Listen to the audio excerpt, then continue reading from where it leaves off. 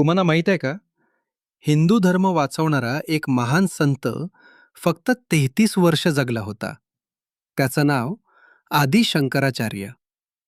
Christian धर्मात pope, बौद्ध धर्मात दलाई लामा आणि हिंदू धर्मात शंकराचार्य.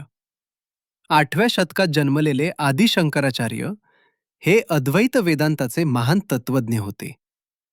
लहानपणी देवाने त्यांच्या आईवडिलांना एक पर्याय दिला.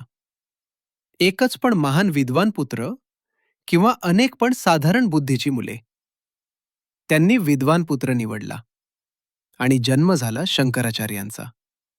लहान वयातच त्यांनी संन्यास घेतला. वेद उपनिषदांचा अभ्यास केला आणि भारतभर फिरून सांगितले, ब्रह्म सत्य आहे, जग मिथ्या आहे. जेव्हा हिंदू धर्म कर्मकांडात अडकला होता, तेव्हा शंकराचार्यांनी ज्ञान, वेद आणि अद्वैत पुन्हा जिवंत केलं. भारताच्या चारही दिशांना 4 मठ स्थापन करून त्यांनी सनातन परंपरा कायमची सुरक्षित केली.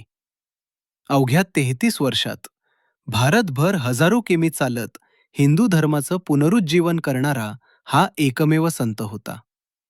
आज तुम्ही शंकराचार्यांबद्दल जाणत असाल तर कारण फक्त एक, आदी शंकराचार्य. असे अजून चमत्कारी इतिहास ऐकायचे असतील तर लाईक, शेअर आणि फॉलो करा.